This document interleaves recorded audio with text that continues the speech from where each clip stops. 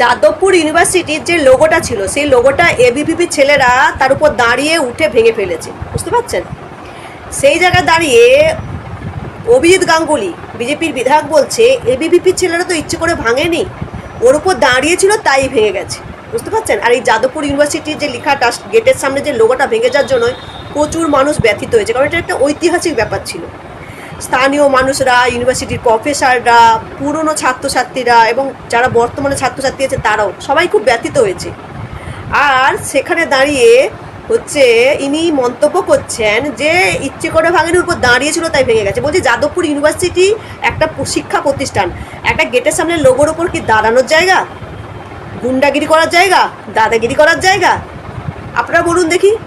আর এই যে অভিজিৎ গাঙ্গুলি যে কথাটা বলছে, উনি একজন উকিল ছিল, জাজ ছিল, বর্তমানে বিজেপি বিধায়ক। উনি উকিল জাজ আগে কি ছিল সেটা নিয়ে বিচার করবেন না, উনি যে একটা বিজেপি বিধায়ক, উনি বিজেপি বিধায়ক হিসেবে মন্তব্য করছে সেটা হিসেবে বিচার করবেন, বুঝতে পারলেন? তাই এই মন্তব্য উনি করতে পারছেন।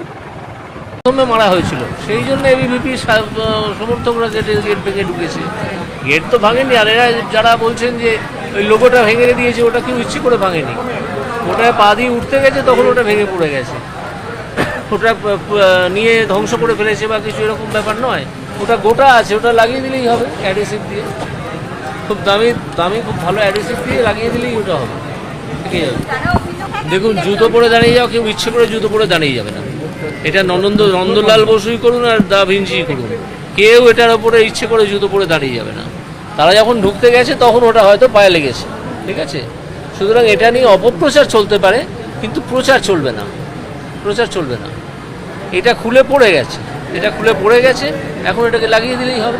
যাদবপুর বিশ্ববিদ্যালয়ে ঢুকে যেভাবে তাণ্ডব চালালো একদল বহিরাগতরা এবং যারা ইবিভিপি বলে যে একদল দাবি করছে, এই বিষয়টাকে আপনারা সমর্থন করেন? না না, এটা সমর্থন অসমর্থনের চেয়ে বড় প্রশ্ন হচ্ছে ন্যায্যতা।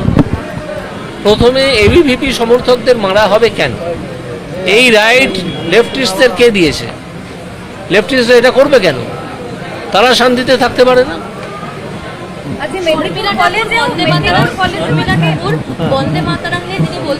না, উনি সাজেশন দিতে চান।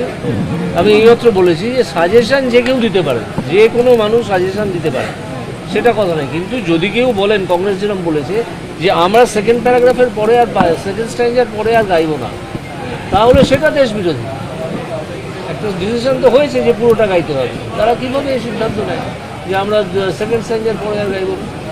মেদিনীপুর কলেজেও আজকে ঝামেলা চলছে, এবিভিপি বনাম এসএফআই, এই যে সমস্ত কলেজে এই ধরনের অশান্তি। না, এই যদি এবিভিপিকে যদি অকারণ উত্তক্ত করা হয়, তাহলে এবিভিপি তো নিজের রাস্তা নিজে দেখবে, এ বিষয়ে অন্য কিছু বলার নেই। একটা প্রশ্ন, সেটা হচ্ছে বিভিন্ন স্কুলে এখন এআই ল্যাব তৈরি হচ্ছে। এর আগে বামেদের সময় দেখতে পাওয়া গেছিল যে শিক্ষাটাকে প্রায় শেষের দিকে নিয়ে চলে যাওয়া হয়েছিল এবং তারপর কেন বামেদের তৃণমূলের আমাদের ধ্বংস করা হয়েছে দুর্নীতি কার্যত শিক্ষাক্ষেত্রে। এখন কিন্তু এআই ল্যাব তৈরি হচ্ছে, এআই ল্যাবের মতো জায়গা তৈরি হচ্ছে রাজ্যে, কি বলবেন বিষয়টা? না না, এআই তো আসছে, নতুন টেকনোলজি, এটাকে তো আমাদের অ্যাকসেপ্ট করতেই হবে, কিন্তু তাও সেটা উইদিন সাম লিমিটেশনস। কারণ এআই অ্যাকসেপ্ট করলাম আর আমার 1000 লোকের চাকরি চলে গেল, এটা যাতে না হয় সেটা দেখতে হবে।